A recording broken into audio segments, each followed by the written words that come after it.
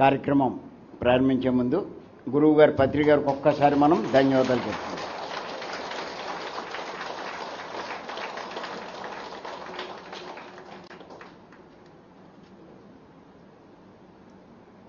ఆర్థిక సమస్యల గురించి మనం చెప్పుకుంటున్నాం.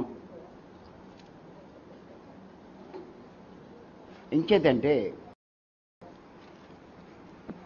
మానవులు ఎక్కువ ఈ రెండు సమస్యలకే ప్రాముఖ్యం ఇస్తారు. ఆరోగ్య సమస్య, ఆర్థిక సమస్య. ఈ రెండే మానవులను బాధించేవి. మిగతా సమస్యలను అంత పట్టించుకోరు, కానీ ఈ రెండింటిని చాలా ముఖ్యంగా భావిస్తారు. మరి చూస్తున్నాను నేను మన జూముల్లో క్లాసుల్లో అన్నీ చూస్తూ ఉంటే ఈ సృష్టి లేకపోతే మనీ మెడిటేషన్, ఈ ధనం మీద చాలా అట్రాక్ట్ అవుతున్నాడు. కానీ అసలు విషయం మనం తెలుసుకోకపోతే ఇలాంటివి మనం ఎన్ని చేసినా ఏమీ ఉపయోగం లేదు. చేసింది వృధా అవుతుంది. తర్వాత మనం నిరుత్సాహానికి గురవుతాం. ఎంచేదంటే రాసుకొని చెప్తాను.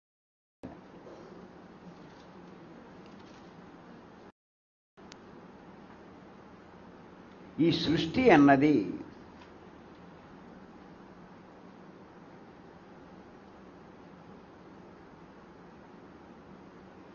కొన్ని సిద్ధాంతాలతో, ధర్మాలతో నడపబడుతూ ఉంటుంది.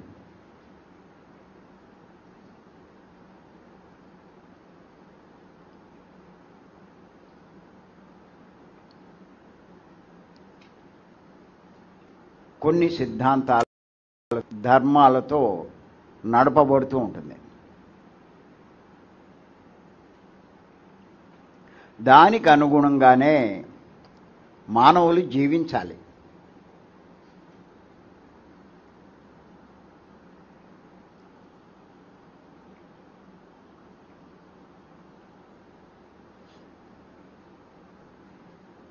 వాటిని పట్టించుకోకుండా ఏం చేసినా ప్రయోజనం లేదు.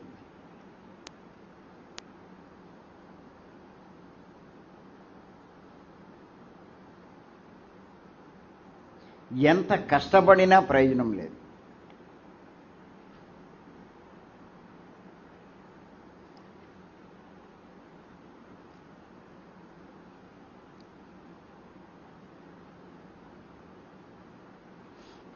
మనకి పత్రి గారు ఆధ్యాత్మిక శాస్త్రం అనే పుస్తకం ద్వారా ఇవన్నీ అందించారు. 3వ రోజు బుక్స్ పెడతారు. నేను ప్రతి ఒక్కరికి చెప్పేది ఏంటి అంటే, పత్రి గారి పుస్తకాలు తప్పనిసరిగా తీసుకోండి. నా పుస్తకాలైనా సరే పత్రి గారి పుస్తకాల తర్వాతే. ఎందుకంటే 1,00,000 పుస్తకాలు చదివి, కొంచెం సౌండ్ తగ్గించమ్మా, నువ్వు చేయగలిగితే కొంచెం రీసౌండ్ వస్తుంది, నువ్వే చేయి, వెళ్ళు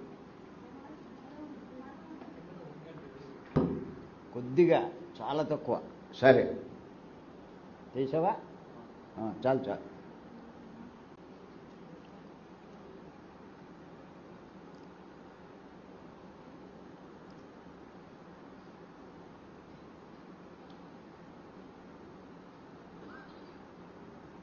తప్పనిసరిగా చదవండి. 1,00,000 పుస్తకాలు ఆయన రాసిన బుక్స్ అయ్యి 50-60 పుస్తకాల్లో ఇచ్చేశారు. ఇదంతా 1,00,000 పుస్తకాల సారం. ఎన్ని విషయాలు ఉన్నాయో అందులో. అవన్నీ చదివే మేము ఇన్ని క్లాసులు చెప్పగలుగుతున్నాం, ఇన్ని రకాలుగా చెప్పగలుగుతున్నాం, ఇంత జ్ఞానాన్ని మీకు ఇవ్వగలుగుతున్నాం. మేడం ఏంటి, నేనే. పత్రి గారి పుస్తకాలు ఒక్కొక్కటి 20 సార్లు 30 సార్లు కూడా చదివాం. ఇంకా కొన్ని పుస్తకాలు 50 సార్లు కూడా చదివాం. ఏయో రకరకాల పుస్తకాలు చెప్తారు, చదవలా. వాటిలో కొన్ని చదివాం, కానీ చివరికి ఏమర్థమైందంటే పత్రి గారి పుస్తకాల్లో ఏముందో అదే ఉంది అన్నది అర్థమైంది. ఇంకెందుకు అవన్నీ చదవడం, అంతకు మించి ఏమీ ఉండదు అన్నది అర్థమైంది. అదే మీకు కూడా చెప్తున్నాను నేను. ఆధ్యాత్మిక శాస్త్రంలో ఈ సృష్టిలో ఉన్నటువంటి 6 సిద్ధాంతాల గురించి చాలా అర్థమయ్యే రీతిలో ఇచ్చారు ఆయన. ఆత్మ సిద్ధాంతమని, పునర్జన్మ సిద్ధాంతమని, కర్మ సిద్ధాంతమని,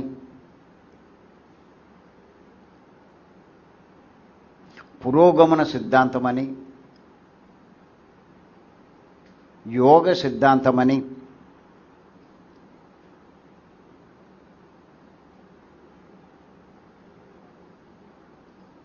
అనేకానేక సిద్ధాంతమని, ఇయే కాకుండా ఇంకా చెప్తారు ఆయన కార్యకారణ సిద్ధాంతం. ఈ కాకుండా ఎన్నో ధర్మాలు ఉన్నాయి. ఇవన్నీ అనుసరించే ఈ సృష్టి నడపబడుతుంది.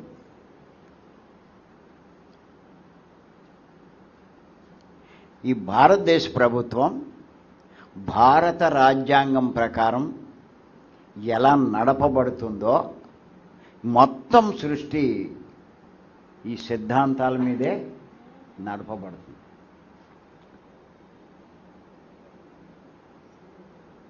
ఏమండి, భారత రాజ్యాంగాన్ని గౌరవించాలా లేదా? అది భారతదేశానికే పరిమితం. కానీ సృష్టి సిద్ధాంతం అన్ని దేశాలకి వర్తిస్తుంది. అన్ని దేశాల్లో ఉంది మానవులే. అన్ని దేశాలు సృష్టికర్త చేత సృష్టింపబడ్డవే.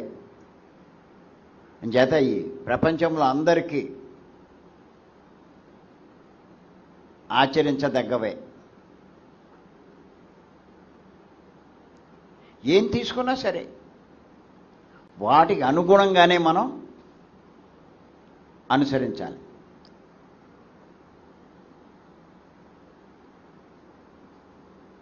మీకు ఆర్థిక స్థితి బాగోలేదు, దానికి కూడా ఏదో కారణం ఉంటుంది. ఆర్థిక సమస్యల్లో చిక్కుకున్నారు, దానికి ఏదో కారణం ఉంటుంది. మీరు అది తెలుసుకోకుండా వాళ్ళ వీళ్ళ మాటలు పట్టుకుని మీరు వెళ్తే నష్టపోయేది ఎవరు? మీరే. ఓ రాత్రి బాలు కష్టపడిపోయి లేకపోతే వాళ్ళ కాళ్ళ మీద పడి వీళ్ళ కాళ్ళ మీద పడి అది చేసి ఇచ్చేస్తే వచ్చేస్తాయా?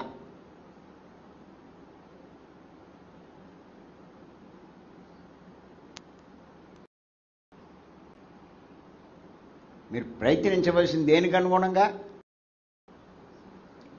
సృష్టి నియమాలు, భగవంతుడి నియమాలకు అనుగుణంగా ప్రయత్నించాలి.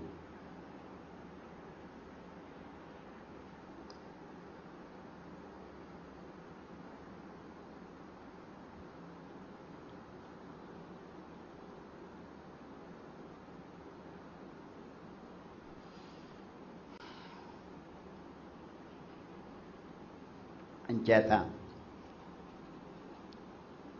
ఆర్థిక సమస్యలు 2 రకాలు.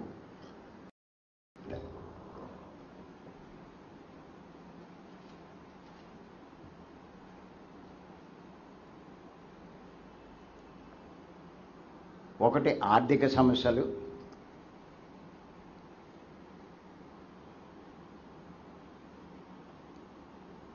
2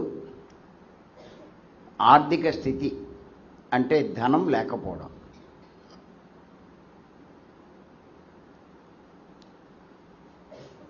ఆర్థిక స్థితి లేకపోవడం అంటే ధనం లేకపోవడం.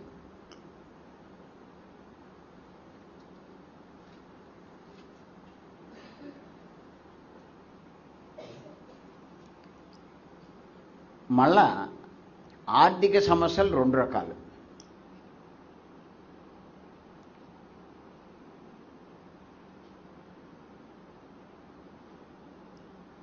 ఒకటి ఆర్థికంగా దెబ్బతినడం,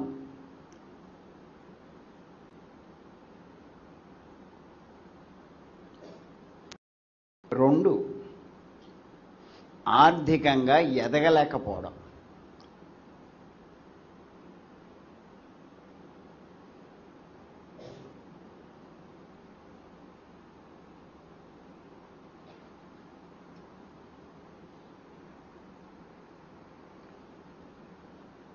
అంటే అంతకుముందు ఆర్థిక స్థితి బాగానే ఉంటుంది, కొన్నాళ్ళకి ఏమవుతుందంటే వాళ్ళకున్నవన్నీ అమ్ముకోవడము, అవన్నీ పోవడము, ఏమీ లేని. ఇలాంటి వాళ్ళు ఉన్నారంటారా లేరంటారా? ఎంత గొప్ప వాళ్ళైనా ఉంటారు. అది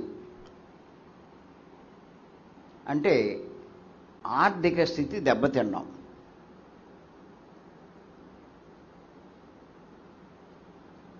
దీనికి ఏంటి కారణాలు అది తెలుసుకుందాం. తర్వాత చాలామంది ఆర్థిక స్థితి బాగోపోతే ఏం చేస్తారండి? పెంచుకోవడానికి ప్రయత్నం చేస్తారా చేయరా?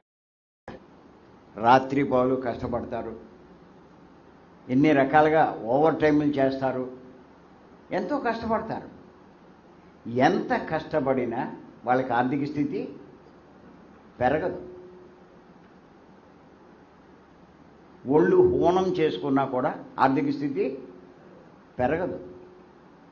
విచిత్రం ఏంటంటే కొంతమందికి ఏమీ కష్టపడిపోయినా పెరిగిపోతాయి. అలాంటి వాళ్ళు కూడా ఉంటారు. ఏంటో అర్థం కాదు. దీనికి కారణం తెలుసుకోవాలంటారు లేదంటారు? కారణం తెలిస్తేనే అన్నీ అర్థమవుతాయి, లేకపోతే తెలియవు. ముందు వీటికి కారణం తెలుసుకోవాలి, తర్వాత పరిష్కారం దొరుకుతుంది.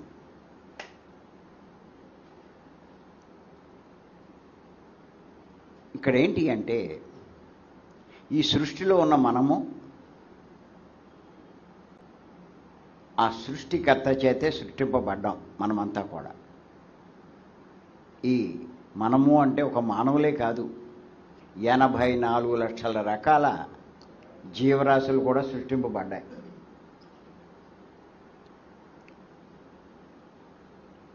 ఇవన్నీ కూడా ఆ సృష్టికర్త, ఆ పరమాత్మ, పరబ్రహ్మ నియమాలు అనుసరించే నడుచుకోవాలి.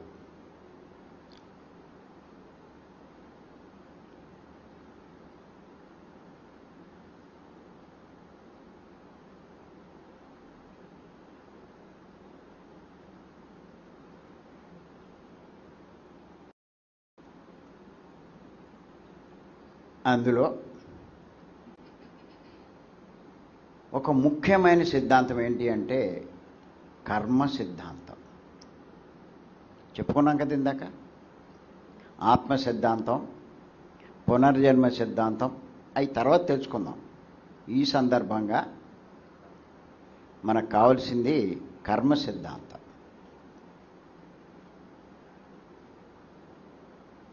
చాలామంది ఏమంటారంటే అసలు మనవాళ్ళే అసలు కర్మ సిద్ధాంతం లేదంటారు. కానీ ఇది చెప్పింది ఎవరు అంటే పత్రిగారు. పత్రిగారు శిష్యులు అయి ఉండి కూడా కర్మ సిద్ధాంతం లేదంటారు వాళ్ళు. కర్మ సిద్ధాంతం ఎందుకు ఉండదు? అది చాలా ముఖ్యమైన సిద్ధాంతం. దాన్ని మీరు నెగ్లెక్ట్ చేశారా ఇంకా అంతకన్నా దారుణమైన పరిస్థితి మీకు ఉండదు. కర్మ సిద్ధాంతం ఉందో లేదో తెలుసుకోవాలనుందా? ఉందా? ఓ పని చేయండి, అక్కడికి వెళ్ళి రోడ్డు మీద నిలబడి వెళ్తూ ఉంటారు కదా, చాచిపెట్టి కొట్టండి. అప్పుడు తెలుస్తుంది మీకు కర్మ సిద్ధాంతం ఉందో లేదో. ఏమవుతుంది? వాడిని మీరు ఒక్కటి కొడితే 10 మంది ఆడి తాలూకు కూడా వచ్చి మిమ్మల్ని ఒళ్ళు హోనం చేస్తాడు. చేసిన ప్రతి చర్యకి ప్రతిచర్య. నువ్వు కొడితే కొడతాడు, తిడితే తిడతాడు. మరి ఇది కర్మ సిద్ధాంతం కాదంటారా?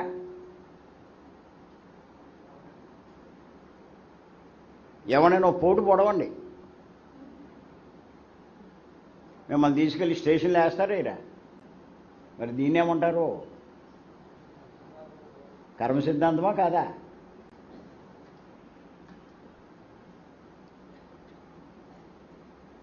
ఊరికే పత్రి గారు ఇలాంటి వాళ్ళంతా ఉత్తినే చెప్తారా? ఎవరినైతే మీరు దేవుళ్ళని అనుకుంటున్నారు వాళ్ళంతా కర్మ సిద్ధాంతం గురించి చాలా స్పష్టంగా చెప్పారు. అది దీన్ని మనం దృష్టిలో పెట్టుకోవాలి. పత్రి గారు చెప్పిన ఆత్మ సిద్ధాంతం. ఆత్మ సిద్ధాంతం అంటే ఏంటంటే మనము దేహం కాదు, దేహాలం కాదు. మనం రాసుకోండి. ఆత్మ సిద్ధాంతం ఏంటంటే సింపుల్గా చెప్తాను. మనం దేహాలం కాదు, మనమంతా ఆత్మలం.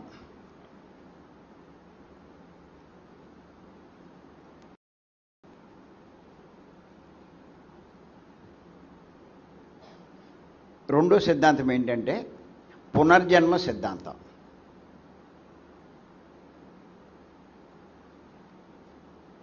పునర్జన్మ సిద్ధాంతము అంటే మళ్ళా మనం జన్మలు తీసుకుంటూ ఉంటాం. దాన్నే పునర్జన్మ అంటారు.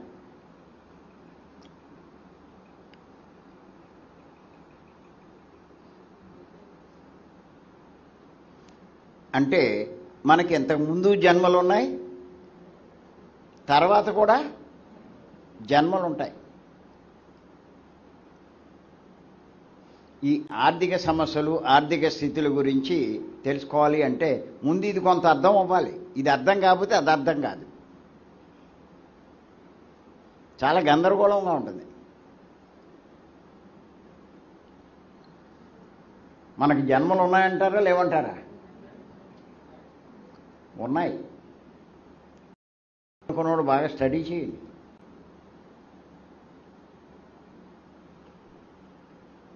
ఏమీ లేవనుకుంటే బొక్క బారలో పడతారు, అంతకన్నా ఇంకేం లేదు.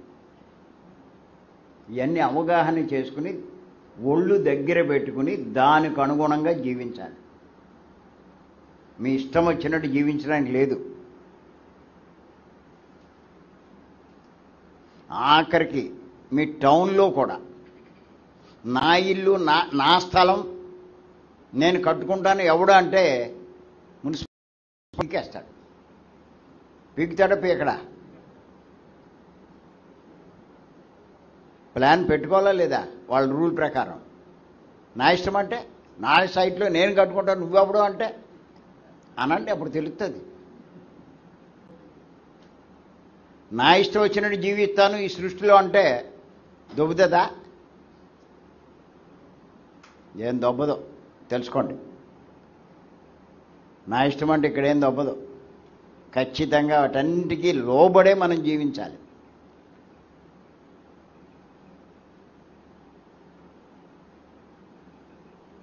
విరుద్ధంగా జీవిస్తే శిక్షలు పడతాయి.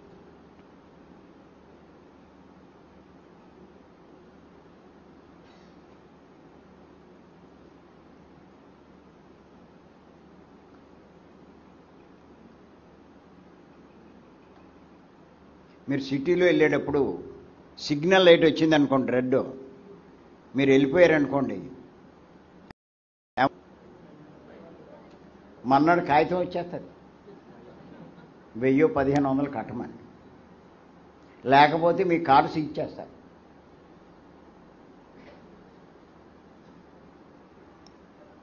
నా కారు నా ఇష్టం వచ్చినట్టు వెళ్తానంటే దొబ్బదు. నియమాలు పాటించాలి. సృష్టిలో కూడా అదే. అందుకే ఎందుకు చెప్తున్నాను అంటే సృష్టిలో కూడా నా ఇష్టం అంటారు, ఏం దొబ్బదో. కొంతమంది నా పెళ్ళం నా ఇష్టం అంటారు, ఇది దొబ్బదో.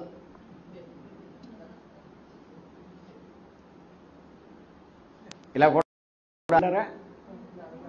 ఉంటారు.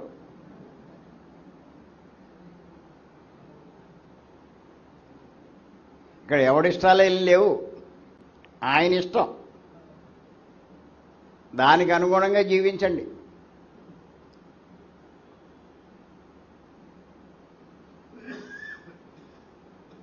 నా పిల్లలు నా ఇష్టం అన్నా దొబ్బదో. నేను కన్నాను, మళ్ళీ ఇదొకటి వీళ్ళు కన్నారు పాపం.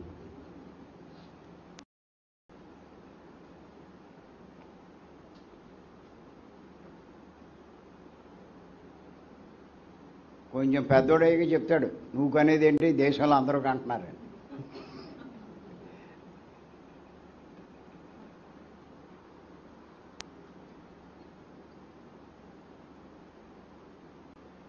అంచేత ముఖ్యంగా కర్మ సిద్ధాంతం, ఈ మూడు అవగాహన ఉండాలి. ఏమిటి కర్మ సిద్ధాంతం? నువ్వు ఏదైతే గతంలో చేసుకుంటావో అది ఇప్పుడు అనుభవిస్తావు. ఏం చెయ్యి, నువ్వు గతంలో ఏదైతే చేస్తావో అది ఇప్పుడు అనుభవిస్తావు. ఇప్పుడు చేసుకునేది భవిష్యత్తులో అనుభవిస్తావు.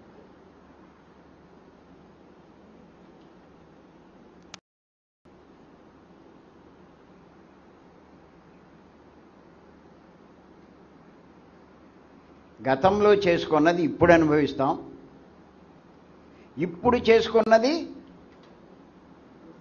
భవిష్యత్తులో అనుభవిస్తాం. గుర్తెట్టుకోండి, ఇది మర్చిపోకండి, ఆషామాషి కాదు.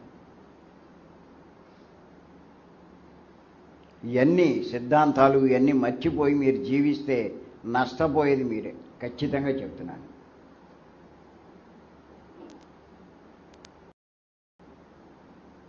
ఇవన్నీ వీటన్నిటికీ అనుగుణంగా జీవిస్తే మీ జీవితం అద్భుతంగా ఉంటుంది. విరుద్ధంగా జీవిస్తే జీవితం అంతా దుఃఖమే.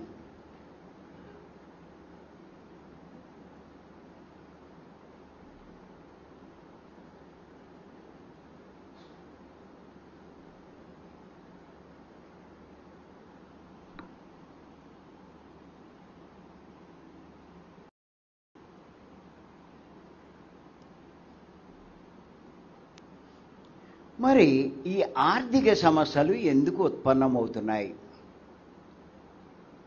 అంటే, ఇది ఈ కర్మ సిద్ధాంతానికి ముడిపడి ఉంది.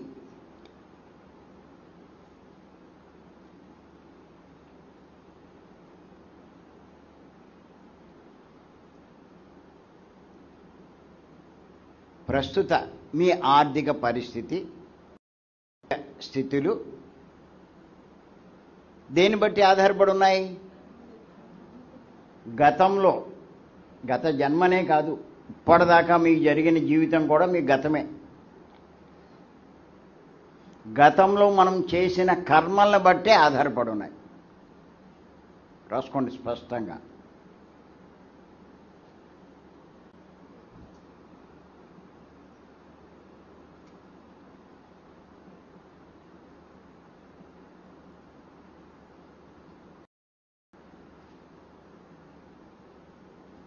అలాగే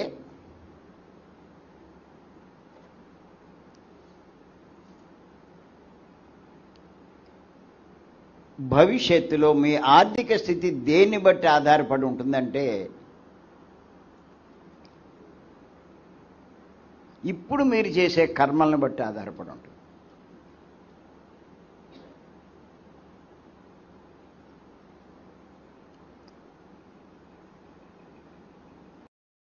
చాలా డీటెయిల్ ఇవన్నీ విషయాలు, ఒక్కొక్కటి ఆ సమస్య కాదు.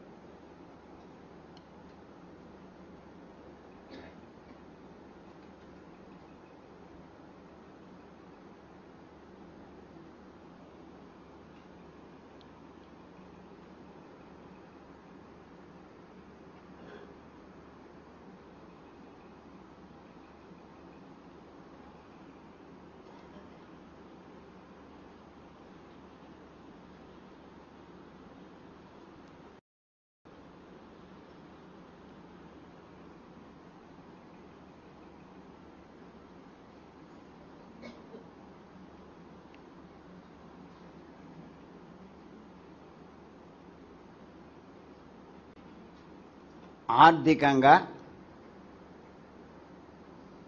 దెబ్బతినడం,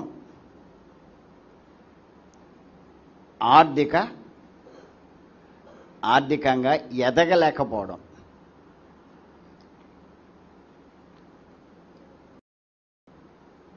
దీని ముఖ్య కారణం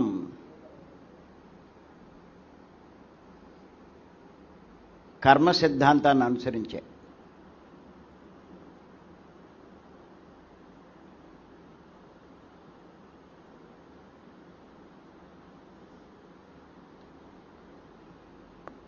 మీరు చూడండి,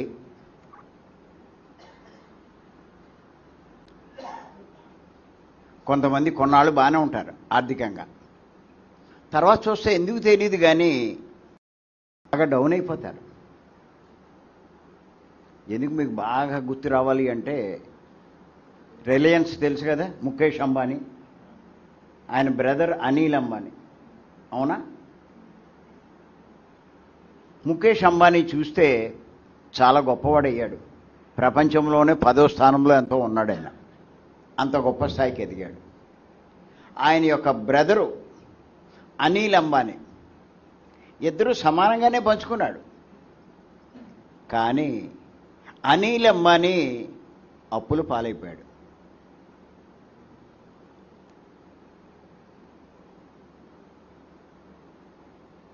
ఆయన అన్నగారు ఆదుకున్న లాభం లేని పరిస్థితిలో ఉన్నాడు. అంతలా దెబ్బతిన్నాడు ఆయన. ఒకప్పుడు గొప్పగానే ఉండేవాడు, ఇప్పుడు చూస్తే చాలా దారుణమైన పరిస్థితిలో ఉన్నాడు. అలా చాలామంది ఉన్నారు. అన్నదమ్ములు సమానంగా పంచుకుంటారు ఓ తండ్రి దగ్గర, కానీ ఒకడు గొప్పగా ఎదుగుతాడు, ఇంకొకడు దెబ్బతిన్న వాళ్ళు ఉన్నారంటారు, లేరంటారా? ఉన్నారు. ఏమిటి కారణం? ఏమిటి కారణం అంటే గుర్తెట్టుకోండి. ఇక్కడ చూస్తే ఇద్దరు ఒక తల్లికి పుట్టిన అన్నదమ్ములే అయినా, అన్నదమ్ములు అనుకుంటున్నారు కానీ ఇద్దరూ ఆత్మలే.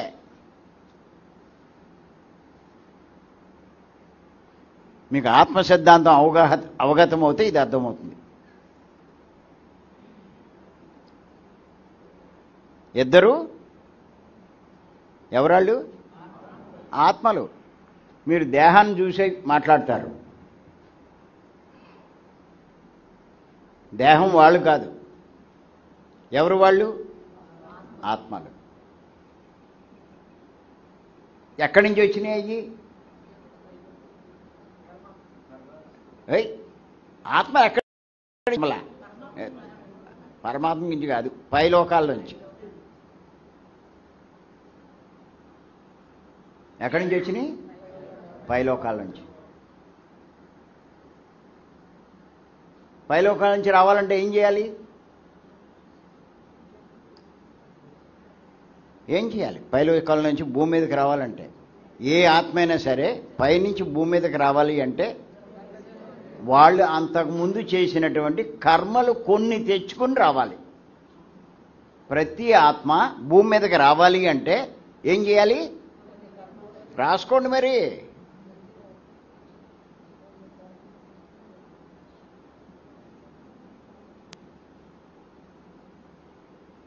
ప్రతి ఆత్మ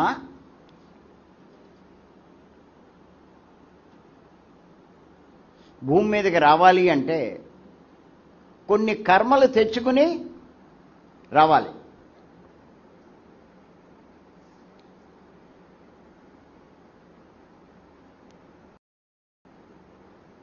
అలా తెచ్చుకున్న కర్మలు ఏమంటారు? ఏ కర్మలు అంటారు?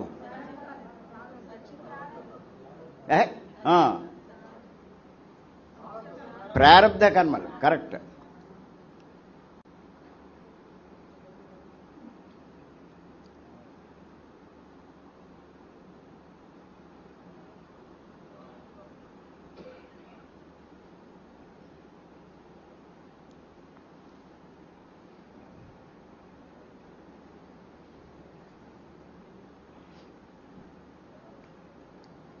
ముఖేష్ అంబానీ ఆ ఆత్మ ఏం చేసిందంటే ఎన్నో పుణ్యకర్మలు తెచ్చుకొచ్చింది. అనిల్ అంబానీ ఆత్మ ఎయ్యో కొన్ని పాపకర్మలు తెచ్చుకుని వచ్చింది. ఏమండి, తెచ్చుకునే అనుభవించాలా అక్కలేదా? మరి మీరందరూ ఆత్మలా కాదా? మీరు కర్మలు తెచ్చుకున్నారా లేదా? తెచ్చుకుంటే అనుభవించాలా లేదా?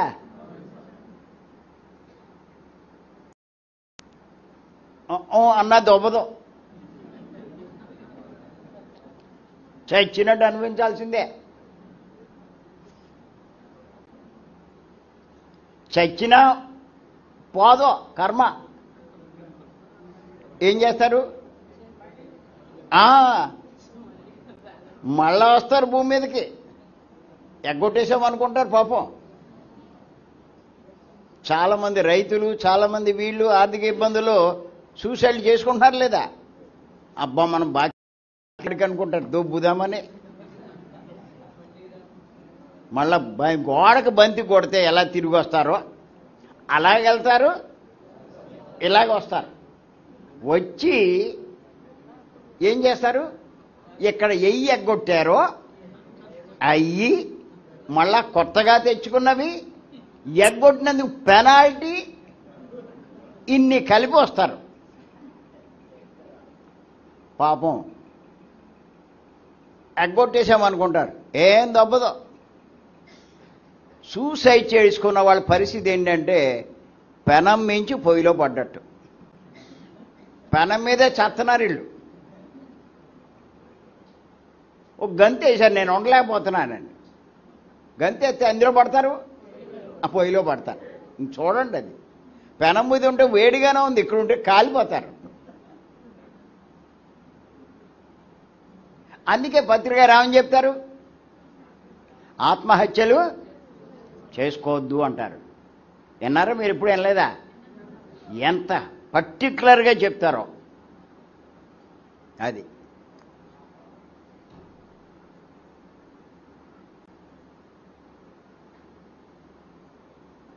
అంచేత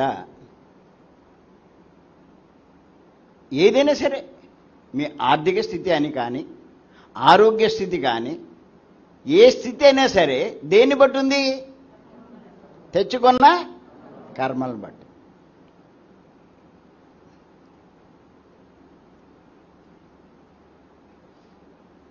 నాకు నచ్చలేదు, నాకు ఒప్పుకోను, ఎవడు చెప్తావు?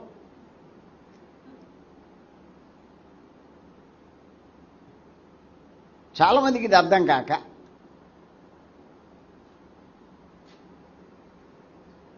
మొగుడేమో పిల్లని తిడుతూ ఉంటాడు. చేసుకునేటప్పుడు బాగానే ఉంటుందని చూసి చేసుకుంటాడు, తర్వాత నుంచి మొదలెడతాడు, అనవసరంగా నిన్ను చేసుకున్నాను, ఆవిడ చేసుకుంటే ఎంత కట్నం తెచ్చిందో అంటాడు వీడు. భార్యలు కూడా కొంతమంది అంటూ ఉంటారు, నిన్ను చేసుకున్నాను, నా జీవితం ఇలా తగలడింది, మా నాన్న నీకు కట్టబెట్టాడు, ఆడికి ఇచ్చుంటే కారులో తిప్పుతున్నాడు, నువ్వేం తిప్పుతున్నావు కదా గుడ్డు. ఇలాంటి వాళ్ళు ఉంటారంటారా లేరంటారా? ఇలాంటి మూడు తగలడ్డాడు నాకు, పైకి అనరు, లోపల తిట్టుకుంటా. పిల్లలు కూడా తిట్టుకుంటారు. స్కూల్లో వీళ్ళ అమ్మ నాన్న సెలవు కొన్న ఇవ్వరు, కానీ స్కూల్లో వచ్చిన పిల్లలంతా ఏం చేస్తారు? తలకో సెలవు తెచ్చుకుంటారు. చూసి ఈడేం చేస్తాడు? వాళ్ళ అమ్మని నాన్నే తిడతాడు, చిరాకు పడుతూ ఉంటాడు. నువ్వేమి ఇచ్చావు, నువ్వేం చేసావు అంటాడు. వాళ్ళ నాన్న చూడు సెలవు కొనిపెట్టాడు, స్కూటర్ కొనిపెట్టాడు, నువ్వేంటి నాకు సైకిల్ కూడా కొనిపెట్టలేదు. ఎరా చైతన్య, నువ్వేమంటావు? తిడతావా మీ అమ్మని నాన్నే? తిడతావు? ఏమని తిడతావు?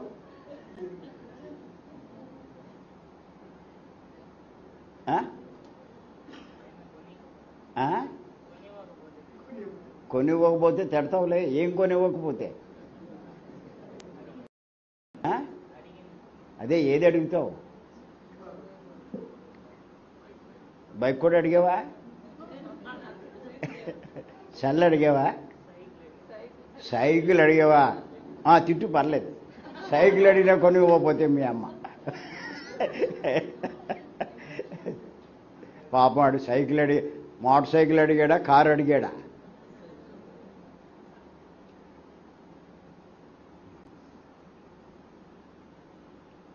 అది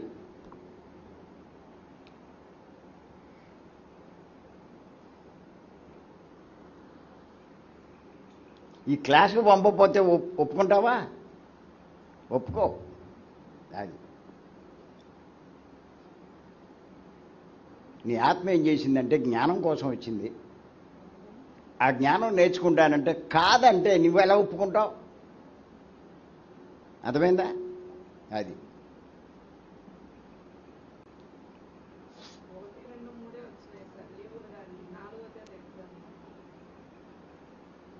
ఆ దేన్ని వృధా చేయడు. ఎన్ని సంవత్సరాలు చూస్తున్నావురా? 1 year నుంచి కంటిన్యూ. నా లెక్క ఇంకా ఎక్కువే అనుకుంటున్నా. అంతేనా? 13 months. లేచి నిలబడి అందరికీ ఒకసారి కనపడు. ఆడు ఎంత ఉన్నాడు? ప్రతి నెల వచ్చేస్తాడు. కూర్చో.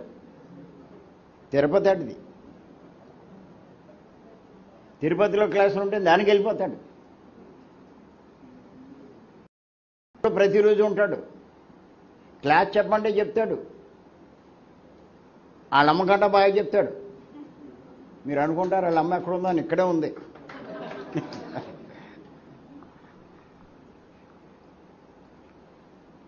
అలాంటి ఆత్మది.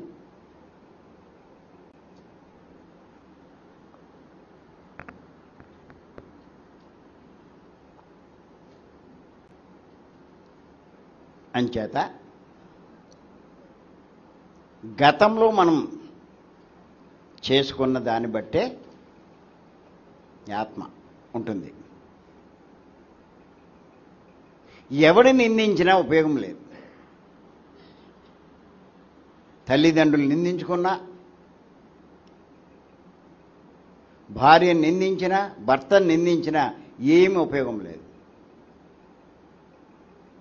నీకు అనిపిస్తుంది వాడిని చేసుకుంటే బాగుండు, వీడిని చేసుకుంటే బాగుండని. వాడిని వీడిని చేసుకోరు. చేసుకొచ్చిన కర్మల్ని అనుభవించాలి అంటే నీకు అలాంటి మొగుడే దొరుకుతాడు. అర్థమవుతుందా? అర్థం కావట్లేదు. మీరు చేసుకొచ్చిన కర్మ అనుభవించాలంటే మీకు అలాంటి పెళ్ళమే దొరుకుతుంది.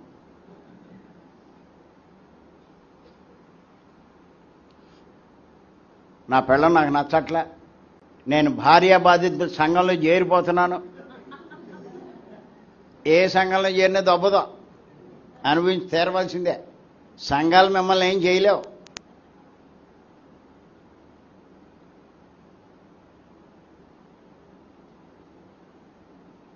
నువ్వు చేసిన కర్మల్లో నువ్వు సెలెక్ట్ చేసుకున్నవే నువ్వు తెచ్చుకున్నావు, అనుభవించి తీరాలి.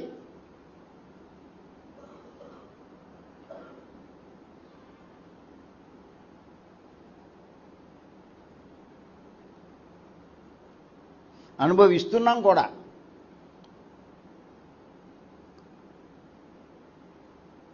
ఇక్కడ కొంత అర్థమైందో లేదో మీకు. మన జీవితం దేని బట్టి ఆధారపడింది? ఇంతకుముందు మనం చేసుకున్న కర్మలను బట్టి. మీ ఆర్థిక స్థితి అయినా సరే, మీ ఆరోగ్య స్థితి అయినా సరే, ఇంకేదైనా సరే,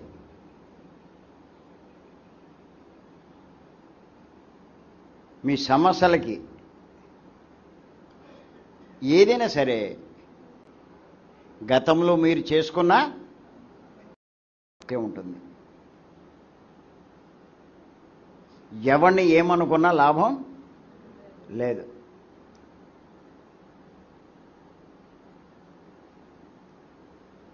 కొంతమంది అంటారు, నా మొగుడు పోయాడండి.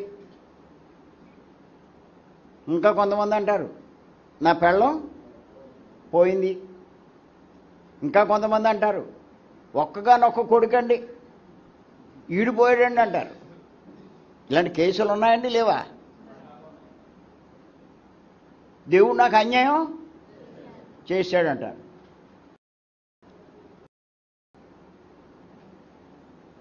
వీళ్ళు చేసుకున్న కర్మే అది.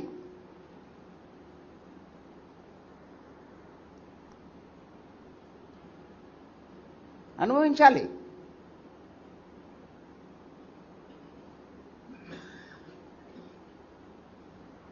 ఎవడేం చేయలేడు. ఎవరి దగ్గరికి వెళ్ళి మొత్తుకుంటా నువ్వు చేసుకుని నువ్వు తెచ్చుకుని అనుభవించకుండా ఎలా కుదురుతుంది? అనుభవించాల్సిందే. ఆ నరకం, ఆ దుఃఖం అనుభవించాలి. అలాగే ఆర్థిక స్థితి కూడా. అర్థమవుతుందండి?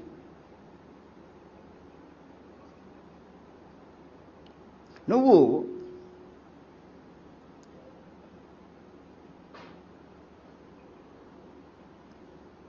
ఏం చేసావు అంటే, ఇదివరకు కొన్ని పుణ్యాలు చేశావు మొదట్లో. తర్వాత ఏం చేసామంటే పుణ్యాలు చేయడం మానేసి పాపాలు చేశాం.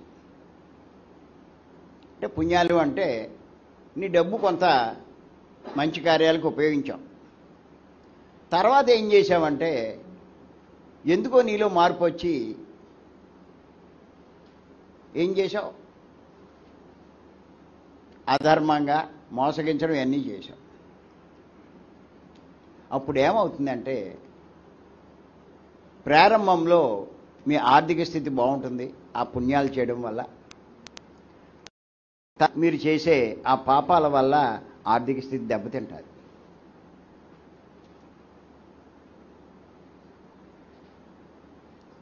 మనకి మలయాళ స్వామి గారని శుష్క వేదాంత తమోభాస్కరం అని రాశారు. ఆ పుస్తకం చదవాలి. అది ఒక్కడు చాలు ఆయన రాసినట్లు. బాగా రాశారు ఆయన కర్మ సిద్ధాంతం గురించి. ఈ విషయం అడిగారు. మొదట్లో ఇలా ఉంటారు, తర్వాత అలా మారిపోతుంది, ఏంటండి దీని పరిస్థితి? అప్పుడు ఆయన ఏమన్నాడంటే, ఇప్పుడంటే అవి లేవు, కానీ పూర్వం ధాన్యం నిలవపోయడానికి ధాన్యం కొట్టాలంటారు, గాదులని ఏదో అంటారు. తెలుసా అండి? ఇప్పుడు వాళ్ళకి తెలియదు కానీ పూర్వం వాళ్ళకి తెలుసు బాగా. ఏమండి? గాదులు అంటారు, కొట్టాలంటారు, గాదులు అంటారు. ఏం చెప్పాడంటే ఆయన, ఎవరైనా సరే వాడి పొలంలో అన్ని రకాలు పెడతారు. వాడు ఏం చేశాడంటే ముందు మంచి పంట కోశాడు. పంటలో దాన్ని తెచ్చి ఆ కొట్టంలో ముందు పోశాడు. ఇంకా సగం నిండింది, ఇంకా సగం ఖాళీ ఉంది. తర్వాత ఏం చేశాడంటే ఆ చేను దెబ్బతింది, ఏదో పురుగు పట్టింది, ఆ ధాన్యం అంత బాగలేదు, కానీ పడేస్తారా? ఇంకా దాన్నే ఏదో ఎగరపోత పోసి చేసి ఆ కాస్త ముక్కపై కూడా అయిపోయింది, అది నాసిగా ఉంది. దాన్ని ఏం చేశాడంటే పైన పోశాడు. ఆ కొట్టాల్లో పోసిన ధాన్యం రావాలి అంటే ఏం చేస్తారు? కింద ఉంటుంది దానికి డోరు, అంతేనండి, అది తీస్తారు. తీస్తే ఏ ధాన్యం వస్తాయండి? ముందు పోసిన మంచి ధాన్యం వస్తాయి. అర్థమైందండి? ముందు మంచివి పోశాడు, అవి వస్తాయి. దానిపైన ఏదో బరకం వేస్తాడు, ఏదో వేస్తాడు, దానిపైన అయిపోస్తాడు. ముందు మటుకు ఇవన్నీ వచ్చేస్తాయి. తర్వాత ఏమొస్తాయి? నాసిధాన్యం వస్తాయి. అలాగే ఎవరికైనా సరే ఆ పుణ్యకర్మలు, ముందు పుణ్యం చేశాడు గత జన్మలో, దానాలు అవన్నీ చేశాడు, అందుచేత ఆర్థిక స్థితి బాగుంది. తర్వాత ఏం చేశాడు? మోసాలు ఇటువంటి ఏవో చేశాడు. ఏమైంది ఆర్థిక స్థితి? అది ఏమనుకుంటాడు, నా స్థితి బాగుంది, ఎందుకు నేను ఇలా అయిపోయాను, నాకేది కలిసి రాలేదు, దేవుడు నాకు అన్యాయం చేశాడు, బాధపడతాడు. ఏం బాధపడినా ఏమీ లాభం లేదు. అది అని చేత గుర్తుపెట్టుకోండి.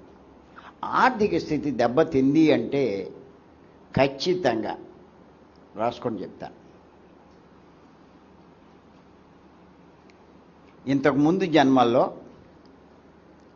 వాడు చేసిన మోసాలు,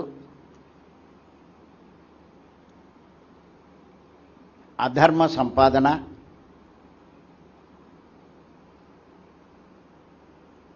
ఇతరుల ధనాన్ని అపహరించడం,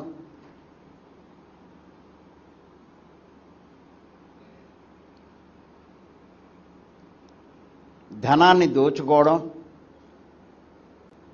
ఇప్పుడు రాజకీయ నాయకులు బాగా చేస్తున్నారు కదా, చేస్తున్నారని చేయట్లేదా? ఓ సంబరపడిపోతారు. ఇప్పుడు సంబరమే, అనుభవించేటప్పుడు ఉంటుంది.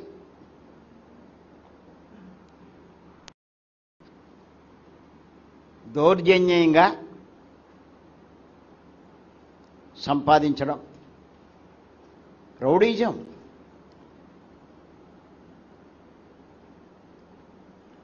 ఎవడో నోరు లేనోడి పొలాలన్నీ ఆక్రమించేవాళ్ళు ఉన్నారు లేరా? రాజకీయంగా బలంగా ఉన్నవాళ్ళు, అమాయకులు. వాళ్ళు ఏం చేస్తారు? వాళ్ళు నోరు మూసి కూరుకుంటారు. ఆడేం చేయలేడు, పిచ్చోడు. పైన వాడు ఉన్నాడని సంగతాడికి తెలీదు. ఈడి అకౌంట్లో రాసేస్తున్నాడని తెలీదు. అన్నీ రాశాడు అక్కడ. అవి తెచ్చుకుని మళ్ళీ జన్మ తీసుకున్నాడు. జన్మ తీసుకుంటే ఏమవుతుంది? వాడు ఇంతకుముందు ఏం చేశాడో అది అనుభవించాలా అక్కర్లేదా? ఆడి ధనాన్ని అపహరించాడు, ఈడి ధనాన్ని కోల్పోతాడు. అర్థమవుతుంది? అర్థం కావట్లేదా మీకు? ఆర్థికంగా దెబ్బతిన్నారు అంటే కారణం ఏంటంటారు? మీరు చేసిందే. ఎప్పుడు నేను ఎక్కడ చేశాను అంటారు. ఇప్పుడేం చేయను నాయనా, క్రితం జన్మలో. నీ ఆర్థిక స్థితి సరిగ్గా లేదు అంటే ఎవరిని నువ్వు సరిగ్గా బతకనివ్వలా. నీ గొడవ చూసుకున్నావు, అవతలోడు గొడవ చూడలే. చేత అనుభవించాల్సిందే. ఇప్పుడు చంకలు గుద్దుకుంటాడు,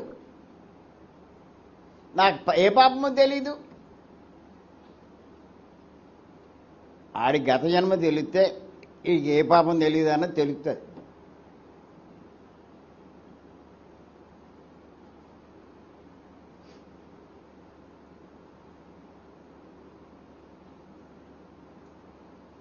చేసింది అనుభవించాల్సిందే. పోయింది పోయింది అంటే ఎలా?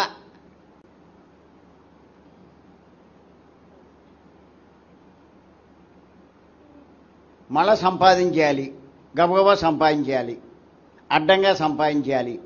ఎలా? ఎవడో చెప్తాడు మనీ మెడిటేషన్ చేయను ఆయన. వీడు చేసిన పాపం అనుభవించాలా అక్కర్లేదా? వీడు మనీ మెడిటేషన్ చేసేస్తే వచ్చేస్తుందా డబ్బు? వీళ్ళు చాలామంది చేసి ఉంటారు నా లెక్క. ఎవరు మాట్లాడలే. చేశారంటారా లేదంటారా? ఆయన ఎవరో చేయెత్తున్నాడు కూడా.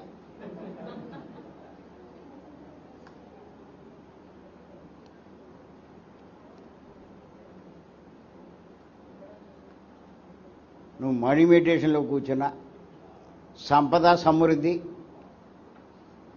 ఇలాంటి వాటిలో ఎన్నిట్లో కూర్చున్నా ఏమీ ప్రయోజనం లేదు. గుర్తుపెట్టుకోండి. అలాంటి జూములు కాదు మనకు కావాల్సింది. భ్రమంలో ఉంచే జూములు కాదు.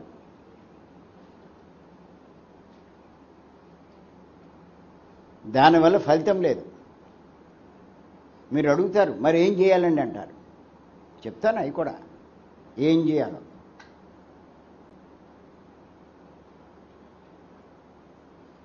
సృష్టి నియమాలకు అనుగుణంగా చెప్తాను.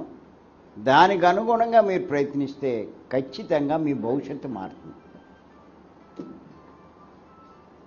ఇప్పుడు మీ జీవితం బాగోపోయినా, ఆర్థిక స్థితి బాగోపోయినా కనీసం మీ భవిష్యత్తులైనా బాగుంటుంది. మీరు ఇక్కడ చేసుకున్న దాన్ని బట్టి మీ భవిష్యత్తు మారుతుంది. ఏం చేయాలో చెప్తాను.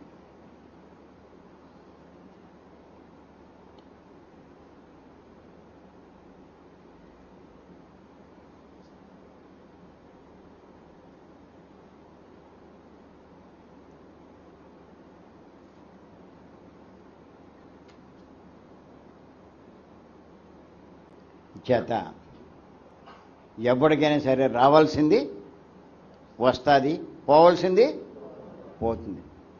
నువ్వు వద్దన్నా పోతుంది, నువ్వు వద్దన్నా వస్తుంది.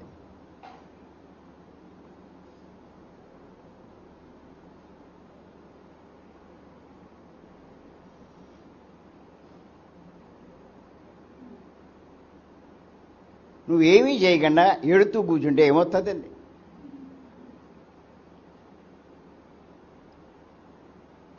మీలాంటి వాళ్ళని మోసగించడానికి ఎలాంటి ఉండదు. ఈ మనీ మెడిటేషన్ కొంతమంది ఏం చేస్తున్నారంటే ఫీజు పెడతారు 3,000 5,000 మెంబర్కి. ఒక గ్రూప్ తయారు చేస్తారు, 40 మందో 50 మందో. దానికి 40 రోజులు ఎంతో పెడతారు. ఆ 40 రోజులు చేసేస్తే నీకు డబ్బు వచ్చేస్తుంది అంటారు. జనం పెరిగిపోయి అటు చేయిస్తున్నాడు, వాళ్ళందరికీ వచ్చేస్తే మాకు రాదేమో అని కంగారు. బ్యాచ్లకి బుక్ చేసేసుకుంటారు. అలా 30 బ్యాచ్లు 40 బ్యాచ్లు కూడా ట్రైనింగ్ ఇచ్చినోడు ఉన్నాడు. ఎన్ని లక్షలు అడిగి వచ్చి ఉంటాయో.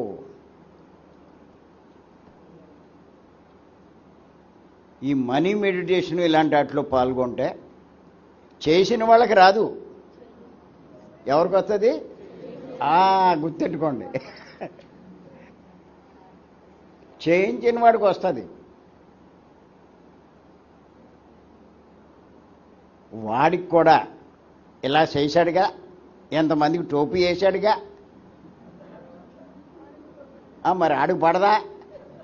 ఆ సంగతి ఆ పిచ్చోడికి తెలీదు.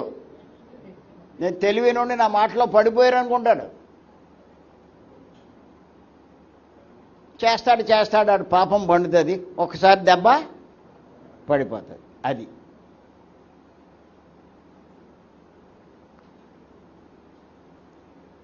చాలామంది అంటారు. సాధారణంగా ఆడవాళ్ళు ఏం చేస్తారంటే వాళ్ళ దగ్గర ఏదైనా డబ్బు ఉంటే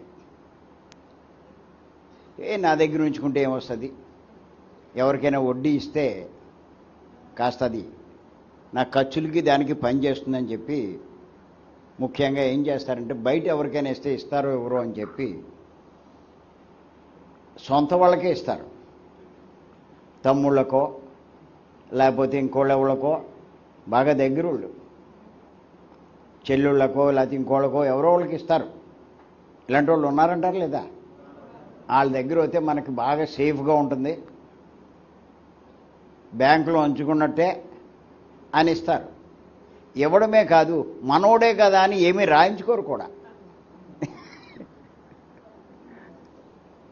కొన్నాళ్ళు బాగానే ఇస్తాడాడు ఆ వడ్డీ అదీను, కొన్నాళ్ళు పోయాక ఇవ్వడం మానేస్తాడు. వీళ్ళు అడుగుతుంటే ఇస్తానులే అంటాడు. ఇంకా కొన్నాళ్ళు పోయాక ఏమంటాడంటే వాళ్ళు నువ్వు ఎక్కడ ఇచ్చావు అంటాడు. ఇలా అనేవాళ్ళు ఉన్నారండి? ఉంటారు. అప్పుడు వీళ్ళు గోళ ఎడుతూ అందరి దగ్గరికి వెళ్ళి చెప్పుకుంటారు, మా తమ్ముడు నన్ను మోసం చేశాడు, మా అక్క నన్ను, మా బావ నన్ను మోసం చేశాడు, ఇలా చెప్తారు.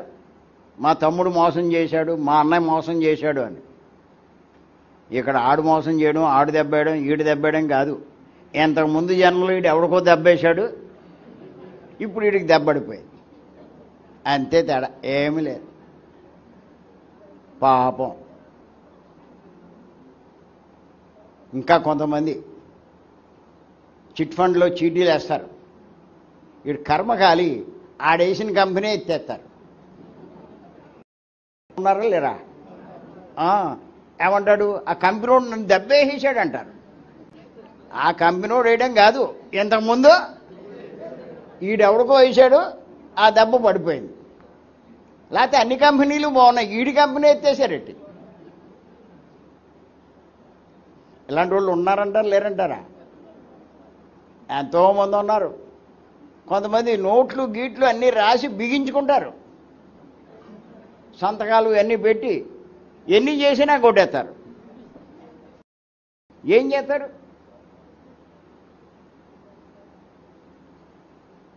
కొంతమంది కోర్టుకి వెళ్ళే ఆర్థిక స్తోమత కూడా ఉండదు. ఆడికి ఏదో ఉన్నదంతా ఆడికి ఇచ్చారు, ఆడ కొట్టాడు. ఇప్పుడు కోర్టుకి వెళ్ళాలంటే ఎక్కడికి వెళ్తారు వాళ్ళు? కోర్టు ఫీజులు కట్టాలి, ఆ ప్లేడర్లకు డబ్బులు ఇవ్వాలి. ఒకవేళ ఈ కోర్టు నెగ్గినా మళ్ళీ హైకోర్టుకి వెళ్తే ఆ ఫీజులు ఎక్కడ కడతాడు వీడు? ఈ డబ్బు దానికే సరిపోదు ఫీజులకి.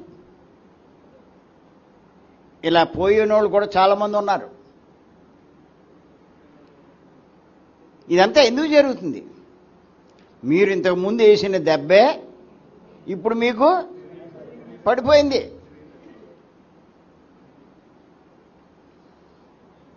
రాసుకోండి. ఎందుకు చెప్తున్నానంటే ఇప్పుడు మీరు దెబ్బకన్నా ఉంటారు ఎవరికి అని. ఇప్పుడైనా ఒళ్ళు దగ్గరెట్టుకుని కళ్ళు తెరవండి.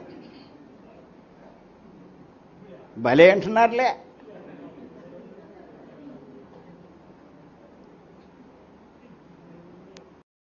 లోకుగా ఉన్నారని వేసేద్దాం అనుకుంటే పడిపోద్ది మీకు. ఆయన నుంచి ఎవరు తప్పించుకోలేరు.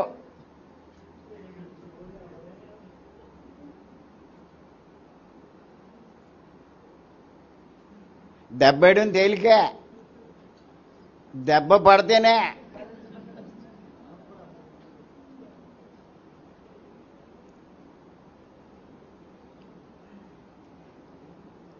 పత్రి గారు ఏం చెప్తారంటే ఈ కర్మ సిద్ధాంతం గురించి చాలా జాగ్రత్తగా వినండి. మీరు ఎవరికైనా ఉపకారం చేశారు, మీరేమనుకుంటారంటే వాడి నుంచి ప్రతిఫలం ఆశిస్తారు. నేను ఆడికి అంత చేశాను, వాడు అసలు నాకేమీ చేయట్లేదు, నన్ను పట్టించుకోవట్లేదు అంటారు.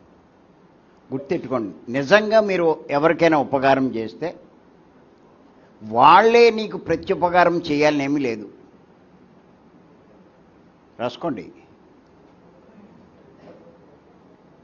వాళ్ళే మీకు ప్రత్యుపకారం చేయాలని లేదు.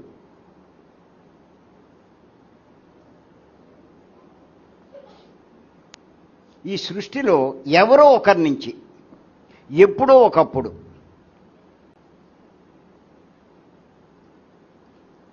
దాని తగ్గ ఫలితం పొందుతారు.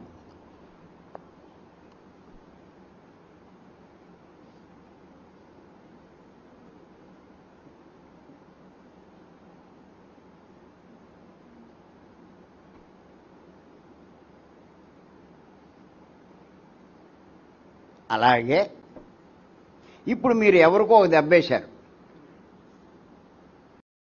దెబ్బేయాలనేమీ లేదు. ఈ సృష్టిలో ఎప్పుడో ఒకప్పుడు ఎవడో ఒకడు అటువంటి దెబ్బ మీకు వేస్తాడు.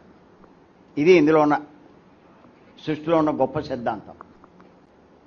పాయింట్ అర్థమవుతుందా? అర్థం కావట్లే. ఇంతకుముందు జన్మలో మీరు ఎవడికో వేస్తే ఆడున్నాడా? ఆడు లేడు. కానీ ఈ జన్మలో ఇంకోడెవడో మీకు వేస్తారు. అది ఇవన్నీ తెలుసుకోవాలి. ఇక్కడికి దేనికి రావడం? ఇవన్నీ తెలుసుకోవడానికి. ఈ క్లాస్ అవసరం అంటారా కాదంటారా? కొంచెం అవసరం, చాలా అవసరమా? ఎందుకు వచ్చింది? మనీ మెడిటేషన్లో కూర్చోండి.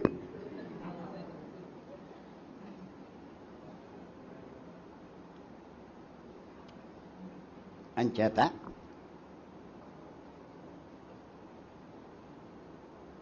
మరికొన్ని విషయాలు రేపు తెలుసుకుందాం, చాలా లోతుగా తెలుసుకుందాం.